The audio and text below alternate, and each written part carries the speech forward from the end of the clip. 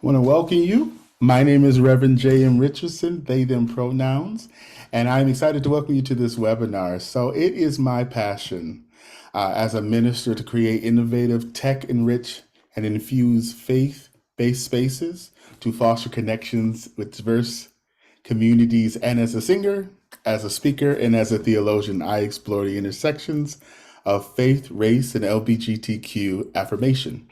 Currently, I serve as the Congregational Outreach Coordinator for the Inclusive Justice of Michigan and the Michigan Unitarian Universalist Social Justice Network. Thank you for joining us today.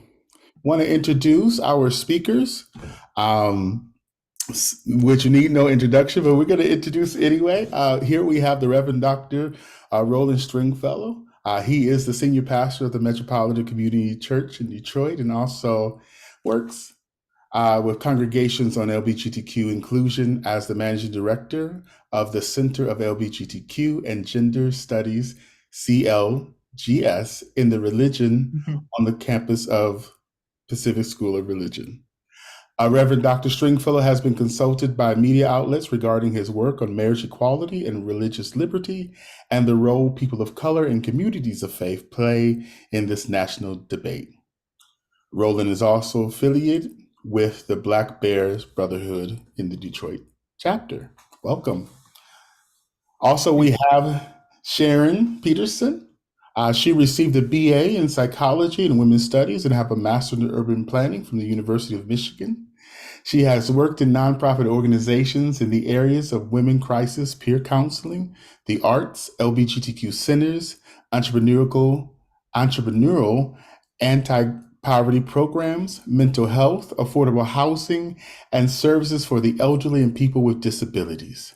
She worked on the Get Out to Vote activities and later the LGBTQ advocacy with the Michigan UU Social Justice Network and Inclusive Justice and directs the Jackson Pride Center. She is also bookkeeper at the Purple Rose Theater and treasurer of her local UU congregation.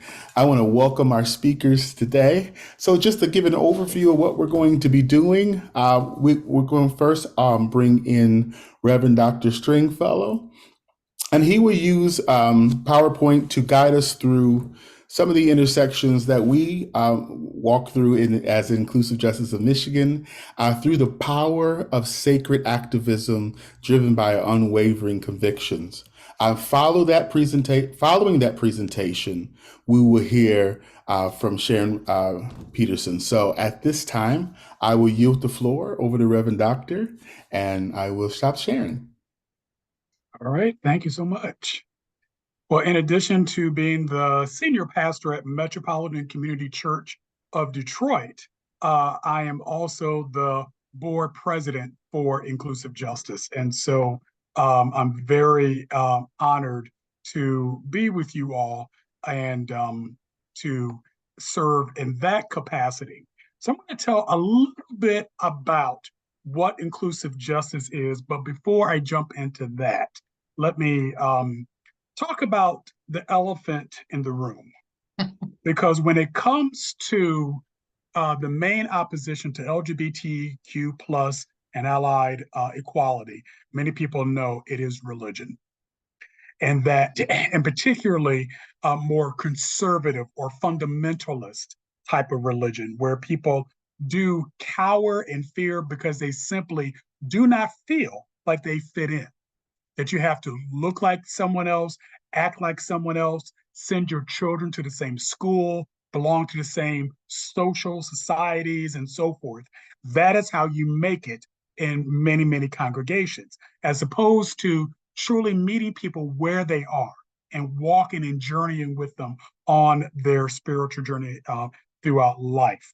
And so with that, many congregations have imposed what I like to call spiritual violence. We all know what physical violence is, or even emotional violence. Spiritual violence is really any action in word or in deed inflicted by someone using the Bible or any sacred text in the name of God to suppress, to silence, or to make you submit to human authority.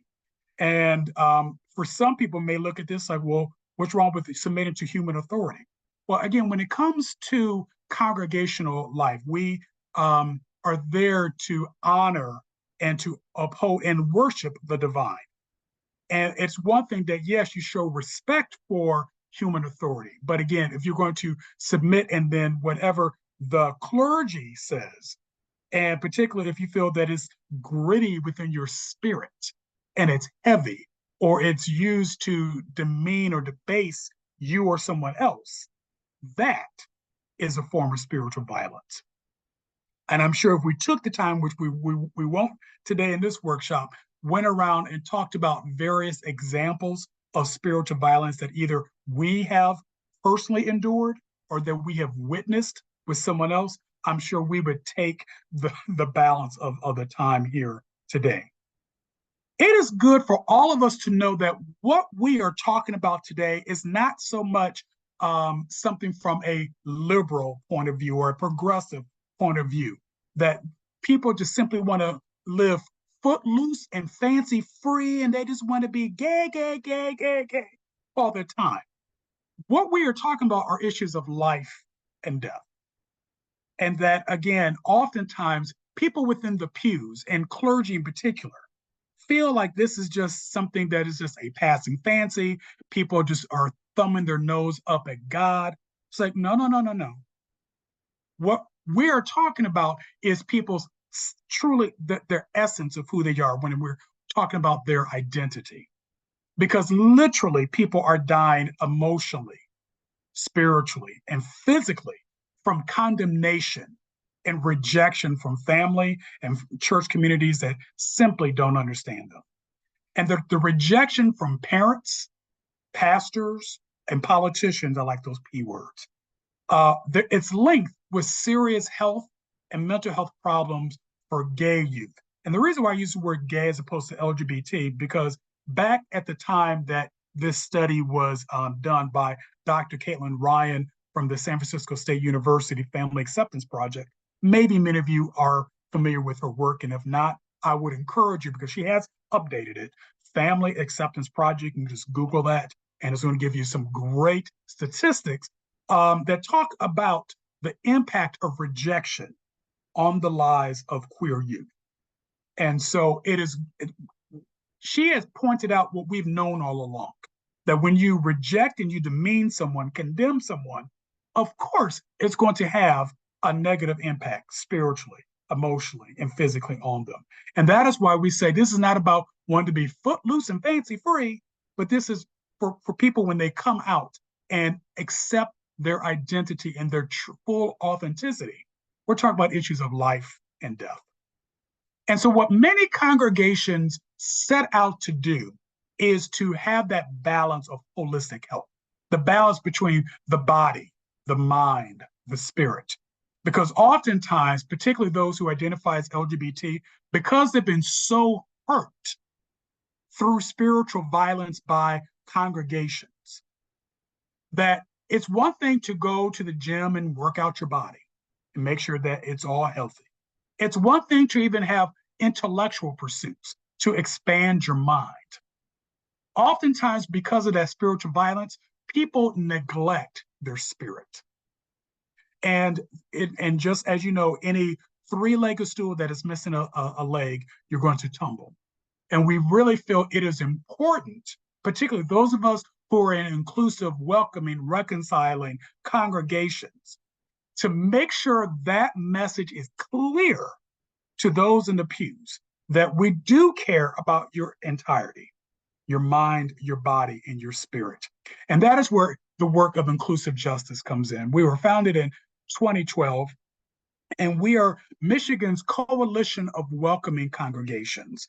And so we're grateful that we have member congregations literally throughout the state, even having responses in the UP as well. And since that time, we've primarily are concentrated in Southeast Michigan, however, but it is our intention to make sure that congregations all over the state, whether they are inclusive now or they're on their journey to become more inclusive of the LGBT community, we want to be a help, a resource, and support for them, both for the clergy and for the congregation. And so inclusive justice, as I mentioned, it is this statewide faith-based coalition, inclusive of all spiritual traditions that promote the inherent dignity and worth of every human being as a matter of conviction. And so we have three sweet spots that you see here. Well, and you see the two main missions is that we serve to advocate LGBTQI persons' acceptance within religious and spiritual communities, but we also partner and with others to advocate for the equitable treatment in all local, state, and federal public policies. So these three targets, these are our sweet spots. Let me go to this next slide because this is another way. This says what the last slide says. So at our core, our work is primarily with clergy, lay leaders, and congregations to support them, to advocate on their behalf with legislators or at the state capitol, and to provide the support that they need to strengthen their welcome and inclusion. The second circle, expanded from there, is we also work with LGBTQI and faith groups. So it may not be specifically congregations, but there are other LGBTQ organizations throughout this state and other faith groups that may not be specific to LGBTQ, but at that intersection, we work with them as well. And then the third group are social justice groups, such as the ACLU, such as Equality Michigan, and MOASH, in the Bay City, Saginaw area. So there are a variety of partnerships that we have, but like I said, in the core of our sweet spot is to support clergy, lay leaders, and congregations. So as I mentioned at the top of my presentation, currently I'm the acting president of Inclusive Justice. JM Richardson, our host for this, is our vice president. They also are our congregational outreach coordinator. Sharon is our secretary. Wayne Berlin, who's on this webinar today, is our treasurer, and Randy Block is our legislative coordinator. I'd like to introduce you to our other board members because maybe you may know them as well.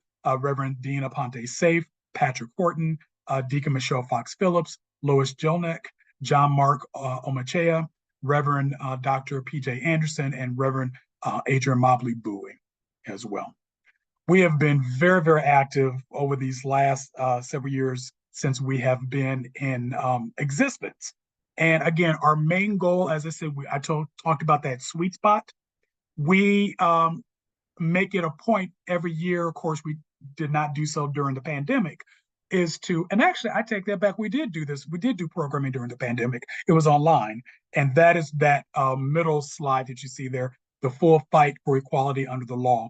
But we do a variety of outreaches, is helping clergy to turn their sermons into a soundbite. That's media training. So media training for clergy, helping them understand what's happening at the legislative level, not only in Michigan, but nationally, and how that impacts us as voters and as constituents. The Together in Faith conferences have really helped congregations on the best practices of inclusion. I'm going to talk about that a little today as well.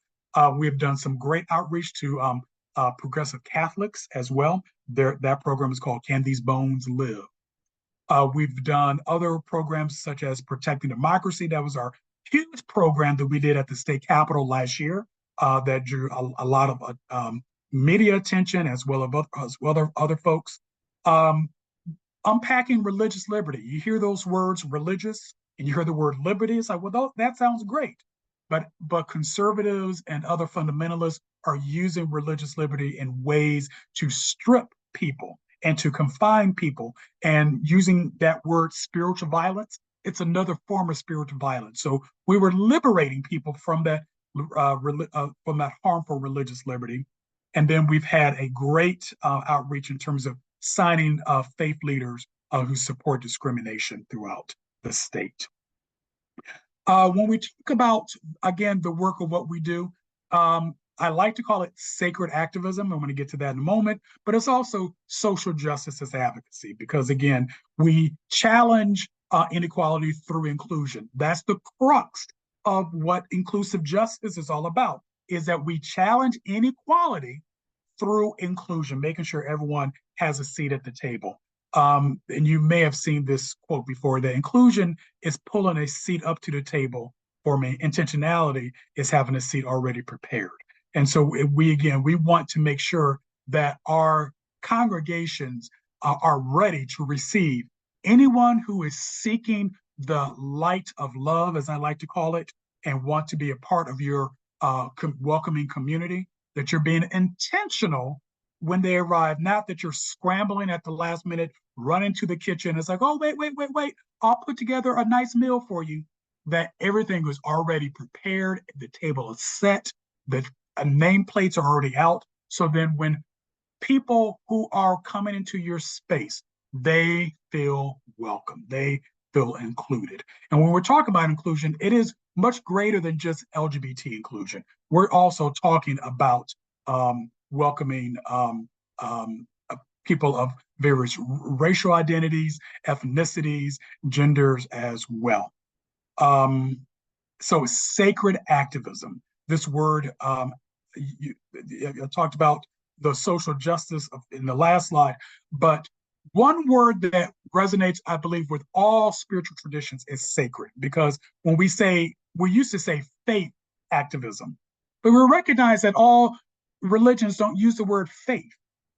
But one word that does resonate with them all is sacred. So sacred activism. So what is that? So we know activism refers to the intentional action of bringing social, political, economic, or environmental change. But I like to say that sacred activism refers to one's own sense of spiritual conviction that leads to intentional change, intentional action to bring about a change. Another way of saying it is whatever your spiritual convictions are, you are convicted to see change in the world. And thus, that is sacred activism. And it could be as brief as simply praying for somebody, or as even bold as street activism, walking down the street with a placard and everything in between. So anyone can be a sacred activist. It's just simply your spiritual conviction is prompting you to see great change in the world. I am going to pause actually my slide here because Sharon has some great words that she is going to talk about. And then I'm going to come back to talk specifically about these, what does best practices for welcoming, inclusive, reconciling, affirming congregations look like? So Sharon, let me turn it over to you now.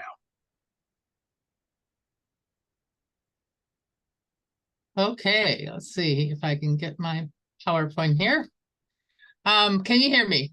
Just Yes. thumbs up? Yep, great. Thank you.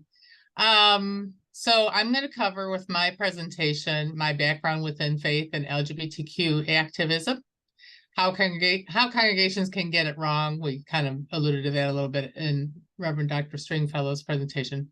How to be an ally in faith environments, UU organizations, the special welcoming congregation steps, and you can apply these to your faith's affirming, reconciling kind of steps as well, and opportunities for faith leaders to get involved with LGBTQ social justice advocacy, some of my ideas. And some of you who are UUs out there might find some of the things I'm saying familiar from when I've talked with you about it in your congregation. So hopefully that'll be okay with you. Now let's see if my advancement works here. That's a good question. I'll use it over here, I guess. Got a two-screen method here. All right. I first wanted to share a little poem I thought about this morning on the way into work by Edwin Markham called Outwitted. And this is my basis for inspiration here. He drew a circle that shut me out, heretic, rebel, a thing to flout. But love and I had the wit to win. We drew a circle that took him in. So that's what I'm trying to do when I encounter barriers in spiritual places, to make that person included in my world somewhat. So let's see. I was raised Presbyterian in a small town. And when I was growing up, I didn't know any LGBT people. I just figured they were a few folks in California. That's what I heard.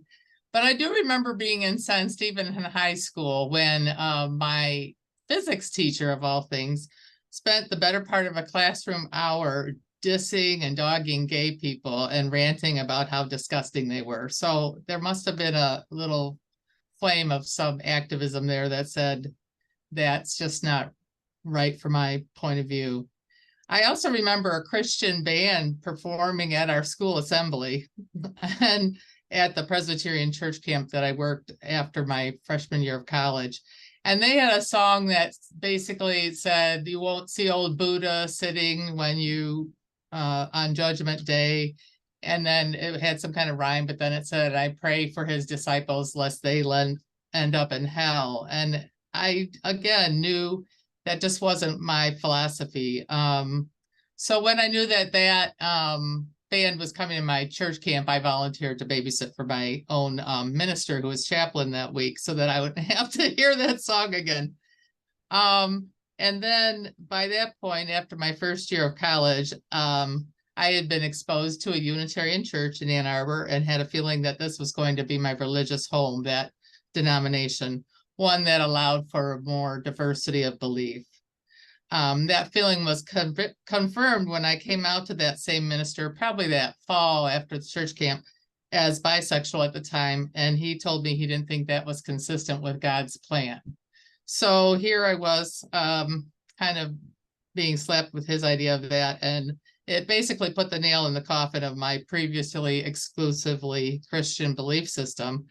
I didn't like people condemning my sexual orientation, pointing out to at least outmoded biblical passages for justification, perhaps.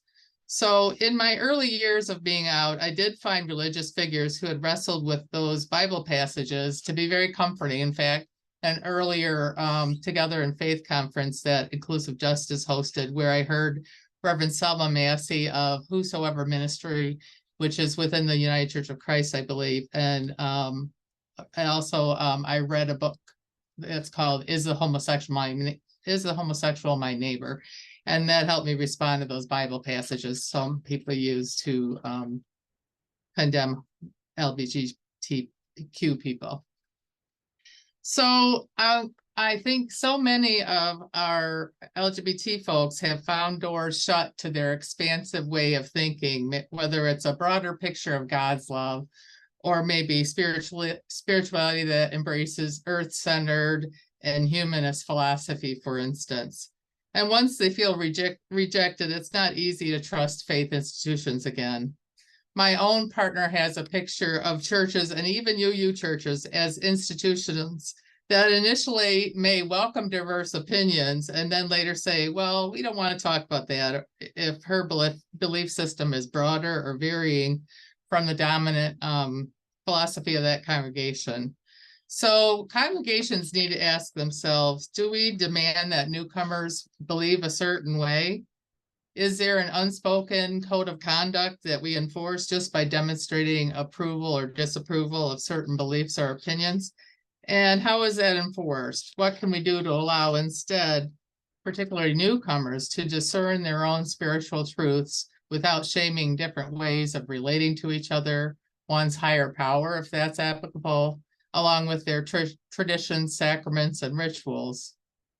We have to avoid also recruiting newcomers for tasks and committees before they've even had a chance to integrate their spiritual schema with our congregations and denominations' philosophy, so that they can make that transition into understanding and incorporating their belief systems within that congregation. So though I've been involved as a volunteer and participant with LGBTQ organizations and projects for many years, I only recently became a paid advocate with Get Out the Vote work and LGBTQ advocacy starting around the 2020 election cycle. It was after that election when I got involved to work on encouraging, welcoming, and affirming congregations to get involved with LGBTQ advocacy. And now, as an executive director of the local LGBTQ center in Jackson, I can also encourage people to advocate for legislative change and even proactive work, such as making Michigan a sanctuary state for people fleeing more repressive states, and advocating for trans women in our prison system, for instance, that are standing up for their rights and dignity. So I'm going to talk briefly about how to be an ally in faith environments, and I apologize ahead of time for this slide being kind of jam-packed, but I'll cover these things, and I'm sure these will be available to you later, so don't worry about whether you could read them or not. Basically, we should always be welcoming to visitors in our church, and don't smother them, but do offer them. You maybe give them visitors coffee cup, which is a subtle way of encouraging people to be engaging with them, but you don't want to point them out too much. Make them feel self-conscious. Have a mentor or person available to answer questions. You don't want to assume someone is straight or gay or whatever, and it's oftentimes okay to not know their gender identity or status. You might say to yourself, why do I need to know that? Is it important? And if it is, you could have a gentle opener of like, what are your pronouns, or see if they're familiar with that if you want to know more about them. Good idea not to just out people to somebody else, or even to kind of stereotype them by saying, this is my trans woman friend so-and-so or something like that, because they might want to just blend in with the congregation, not just be a token or something. An example of that was important. I have a couple examples of these things where I was very open to somebody visiting my congregation who was dressed weirdly because I heard she had environmental allergies. So she covered her face and wore sunglasses and things like that. But I wasn't as open to somebody who came to a lesbian group in lipstick and a dress, and I should have been as open to her as a person coming to my congregation. And it turned out to be it was the same person. So I was really kicking myself for not being more open to her actually out in the community.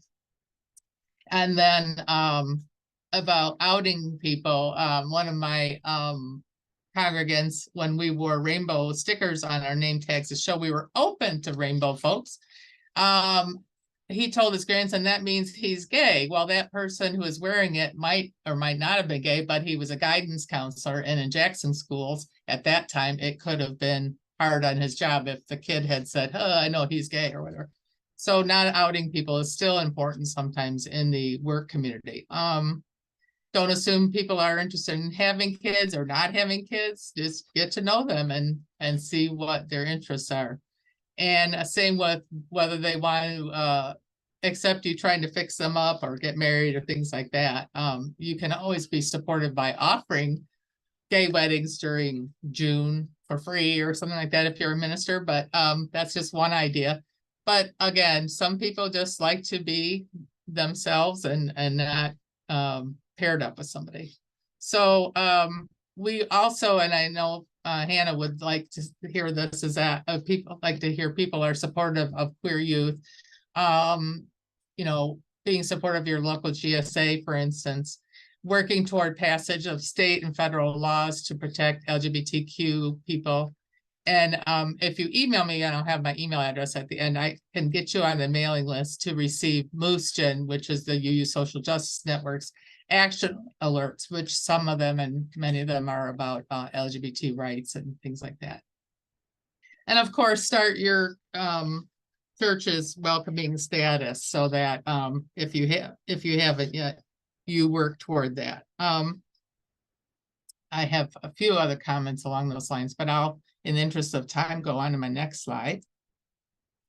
If you are UU or if your congregation does not have a specific set of steps to undergo for becoming a welcoming congregation or renewing that status. Here's some ideas. This is what we do in UU churches. I recognize, though, if you're UCC, or I dropped in on an ELCA church last night, Lutheran, that was having their reconciling congregation planning meeting. It just so happened I was dropping by a Pride Fest poster because we have a late Pride Fest in Jackson.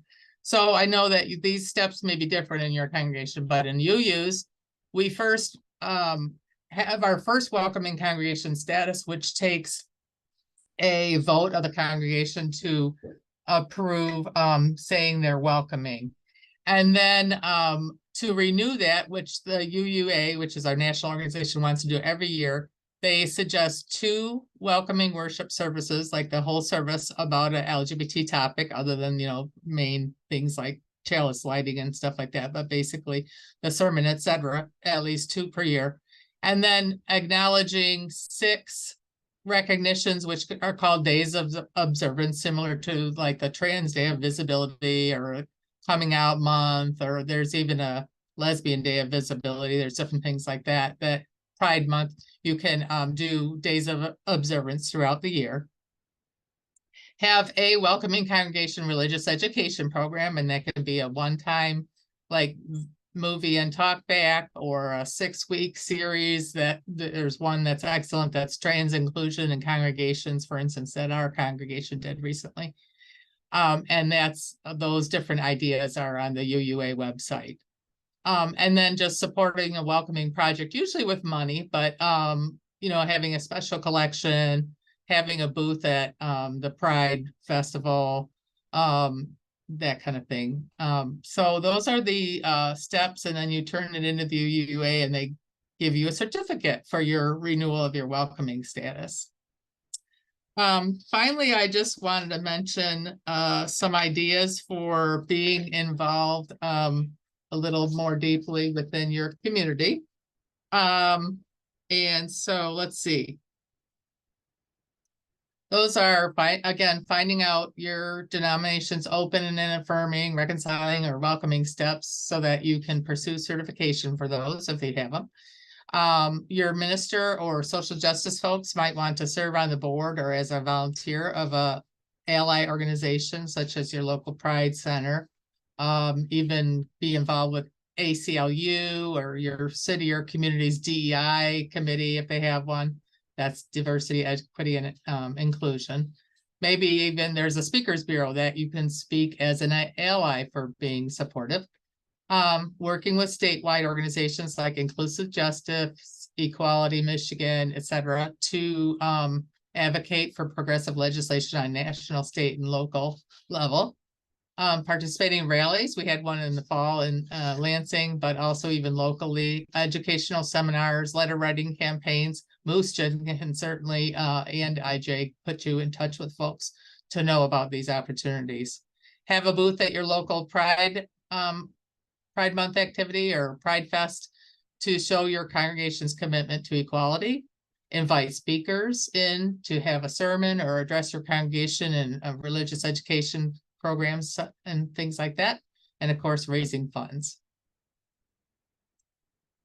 So the way to get started is to quit talking and begin doing. That was something Walt Disney said. And I just actually had that in the template for this PowerPoint. And I thought it made sense for our instructions for moving forward. But we have a newsletter at Moosegen called Welcome In, that if you'd like to get that too, even if you're not Unitarian, or if you are and would like to see it, you can contact me at my email address, which is on the screen. I'll make sure to put it in the chat later also for more information. And let me see what else I was going to say there. Thank you very much. But just to whet your appetite a little bit, that we will be having other webinars like this. And we're looking to do a hybrid in-person and webinar around October 13th. More information follows. So you'll get information on how to register for those things in the future. And I really love what Reverend Roland said. Inclusion is pulling up a seat to the table, and intentionality is having my seat already there.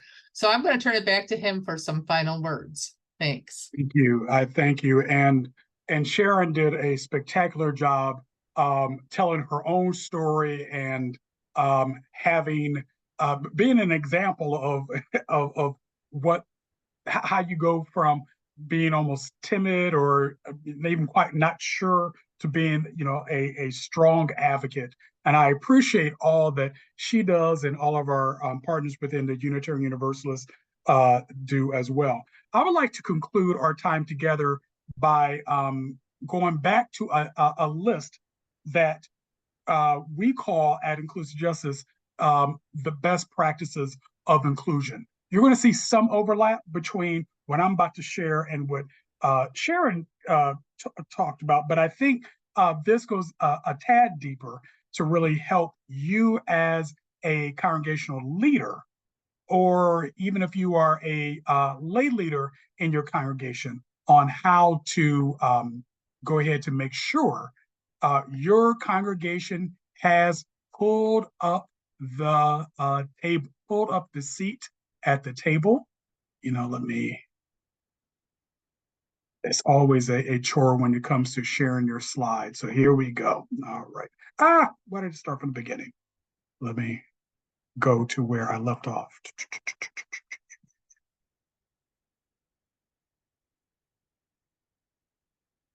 So sacred activism, we talked about there.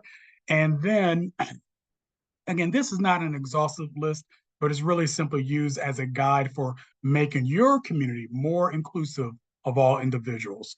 So, and the reason why this list is so important is just in case your congregation is not a part of a denomination that has open and affirming or reconciling or inclusive program, then that's no reason why you cannot have an inclusive congregation on your own.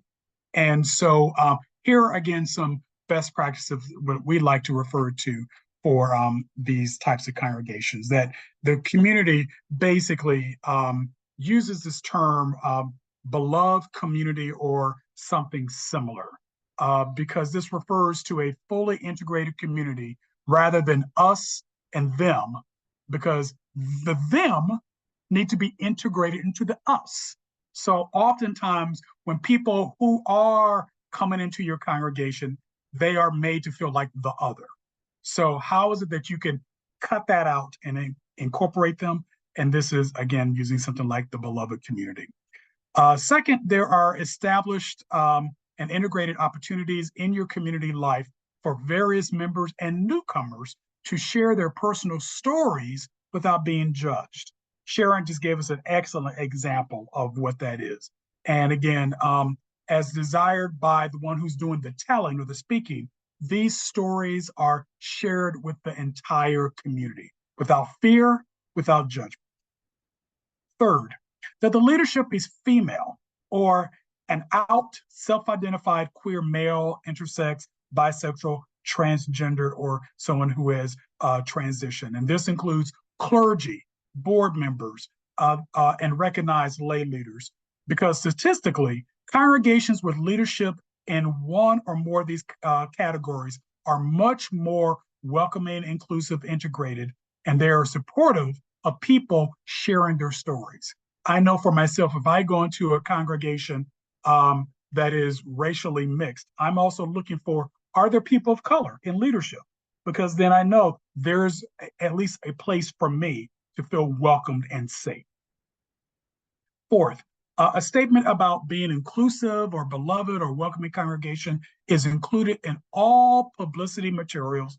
It's clearly posted at congregational sites, events, and in the newsletters. I think that pretty much speaks for itself, because again, it's one thing to have a rainbow flag flying or the little rainbow sticker, but if someone is driving past and doesn't see that, but while they are looking online, this is a great place for them to really know who you are and what you stand for. Restrooms, there's a lot of talk about restrooms nowadays. So that restrooms are clearly marked as non-gender. And we recognize, like, well, what about, we have stalls in one and,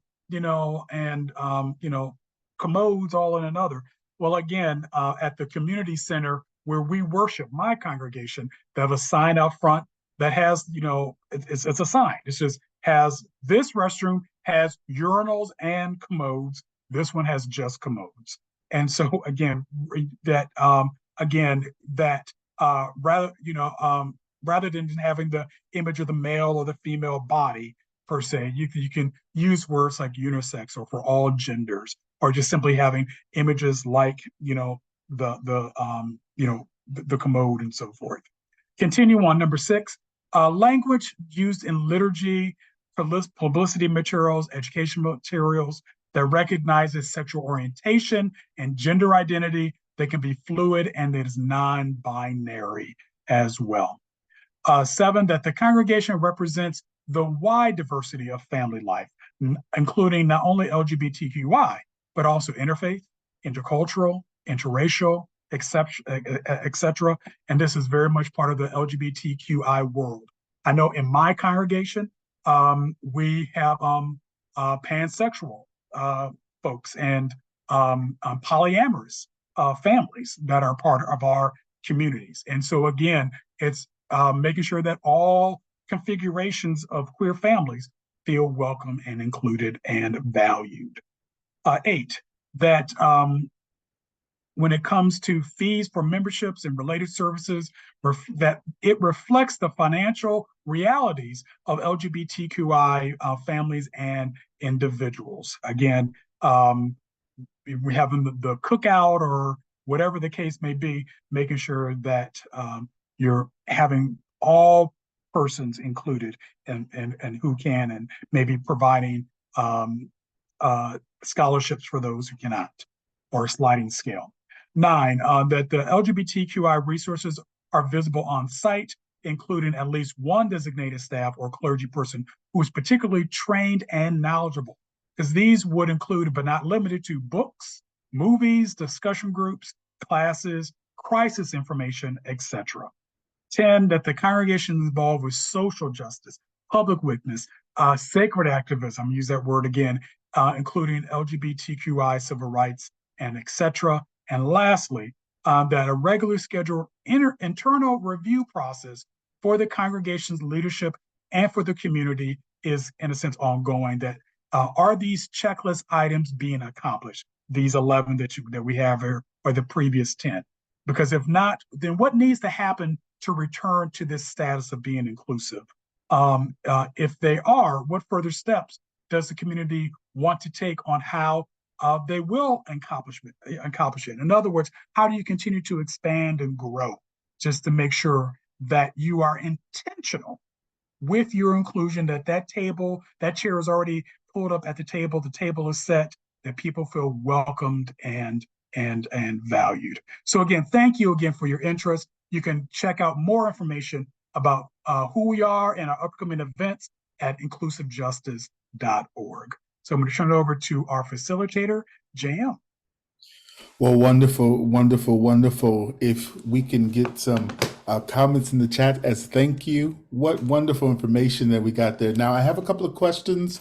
We have about 15 minutes left before we have to let people go. So I got a couple of questions. I'm going to jump right in if it's okay. One of the questions that I have is, what are some practical steps that LGBTQ plus individuals and allies can take to promote intersectional activism within their faith communities? We kind of touched on that with Sharon. What are some other ways that we can promote intersectionality within our communities?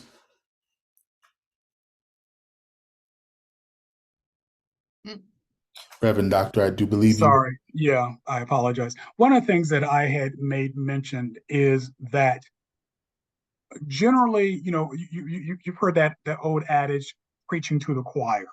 I imagine many of you who are on this webinar or who will be watching this in the future, you are part of the choir of sorts. But it's good for even us who feel like, we are advocates for the LGBTQI community, to still ask ourselves, who else is not included at the table? Because oftentimes we don't do a great job on racial inclusion. So, but there aren't any people of color within my community. So how can I, get them to come? And again, it's all about solidarity. And so when there is, for example, a Black Lives Matter rally or movement, we have one of our pastors who is in Grand Rapids, who is a part of Inclusive Justice. Their community has done a monthly event in their park in Grand Rapids ever since the murder of George Floyd for racial justice. And so that is really one good way. And it's a UU congregation, by the way.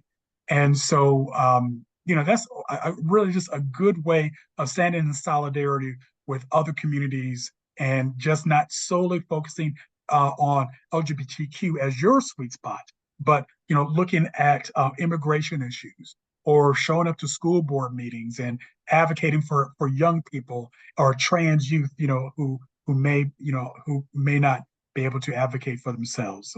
So those are some examples. Let me stop and see Sharon wants to chime in.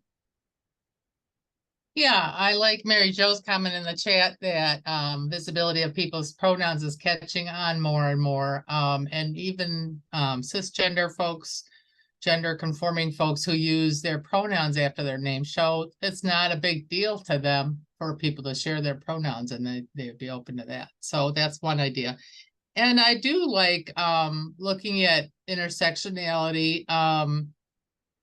Our congregation, which is mostly white, it's out in the country, did some designing work to educate white people about anti-racism that was called Owning White Privilege. And we hope to use that in the future, like at our library system and such, for the public too. And in the meantime, with Mooshin's help, we did this fly on the wall activity, we called it. Well, actually, our African-American facilitator called it that, where the idea was for Black people to talk about their experience and white people to have a new experience of just listening and just being there.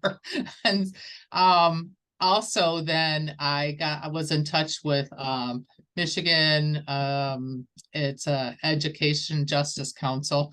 And they said to talk to this one woman who's on the school board about whether their parents and children's advocacy local group was also open to LGBTQ issues. And I found out, yes, it was. And so we can work on intersectional issues if I participate with that organization.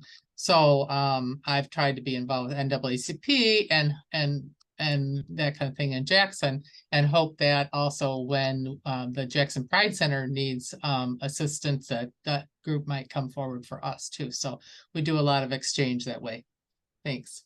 Yes, thank you for that. And especially in the chat about the pronouns. It also invites a safe environment because they know that you understand that thing. So for me, I usually just say pronouns right after my name. Hi, my name is JM, they, them pronouns, and it is out there, and it's another way to show that you are an ally or an accomplice. We got one more question. It's kind of was answered, you're thorough. So, but I want to ask the question because it was asked. What opportunities for activism in the state of Michigan are there? Well, depending on, I would say, your flavor, if you are involved and interested in religious organizing, and then obviously we're promoting the work we do with Inclusive Justice. We're also looking for, and that's why I showed earlier the members at large and the leadership of Inclusive Justice. We are always looking for new individuals to join us, to be allies, or just even help us with programming. So that is one of the ways that we are involved. And it's not just solely around how to make congregations more inclusive. That's, I think, our work is, in a sense, two-pronged. That's the one, is how to become more welcoming and inclusive. The other is, again, that sacred activism, that we are aware of what's happening within the state and nationally around political issues, because we all know that our friends on the right side of the spectrum, they know how to show up and they know how to organize. And it's good for us on the progressive end to do that as well, to show up at school boards and at city council meetings. JM and I, a couple of weeks ago, went to the Hamtramck City Council meeting to speak against their ban on the pride flag. So it's political organizing as well. So that's inclusive justice, but the ACLU is also a great way to get involved, as well as Equality Michigan. Those are obviously some really great partners in this work that we do. And as well as within the African American queer community, you have LGBT Detroit that does a lot of the same work as well. If you want to do youth advocacy, I would recommend MOASH. Like I said, up in the Tri-City area, which Bay City and Saginaw area and so forth. So these are some of our partners. And if you have specific needs, we would love to introduce you to some of our partners as well. Sharon, I want to jump in to get this last question I got in the chat, right? And then we definitely can get information, follow us on social media. You can find out all the ways to participate. But I got a question from Hannah in the chat, and it says, I'm curious about the speaker's thoughts on balance between trying to stay and support a congregation in becoming more affirming and leaving said place to support building in a space that is already more affirming and would like to be more. That's a really good question, and it kind of reflects on my religious journey because I had an older pastor who I found out when I went to college was on the mailing list for, back then it was called Presbyterians for Lesbian and Gay Concerns, but it was basically like the Presbyterians churches, more light, they call it more light churches. And then it changed over to a younger minister who was actually more conservative, and that's the one I had kind of a negative experience with it. So my family, we run away from conflict, so we just run to where it's more accepting, and that's what I did.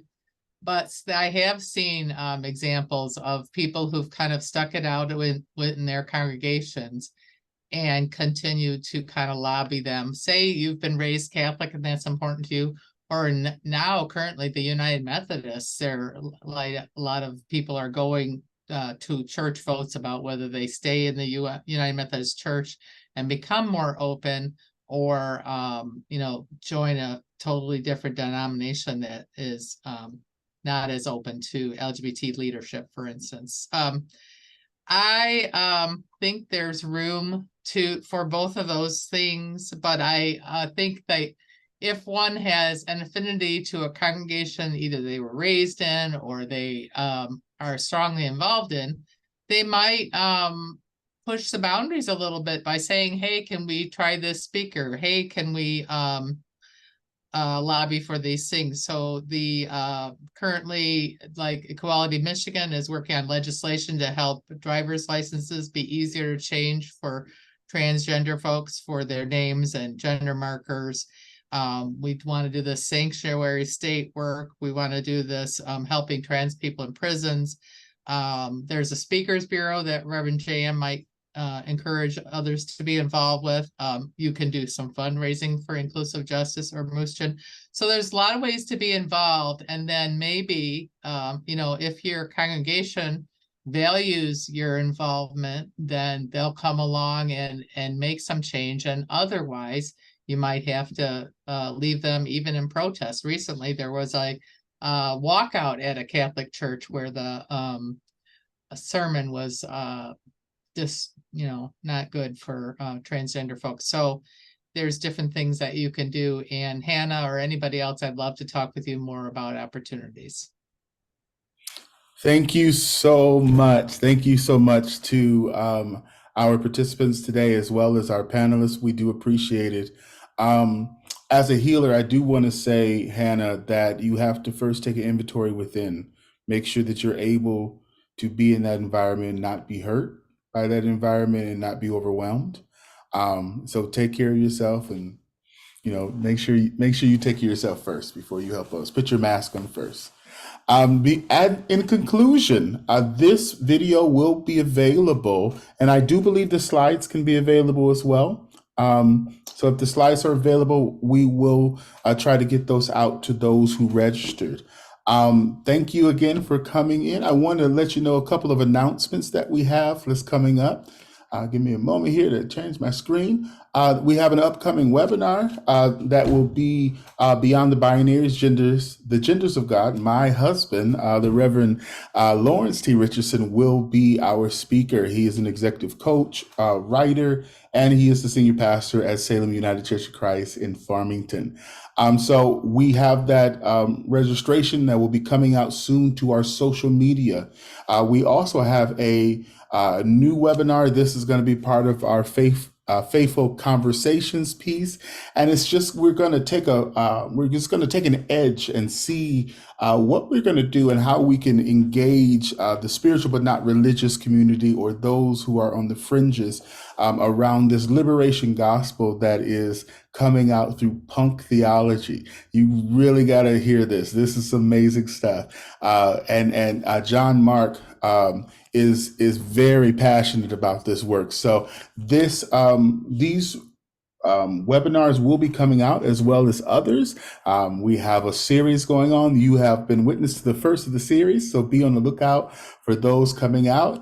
And thank you. I wanted to say thank you so much for your participation. It's 4 o'clock. Here. I want you to follow us on social media. These QR codes will take you right to our Facebook pages. And the website is underneath those emblems. Thank you again. Remember the 24th at 3 p.m. We will have our next webinar. Thank you again for being here, and you have a wonderful day. Goodbye. Thank you for coming. Bye-bye. Thanks to everybody.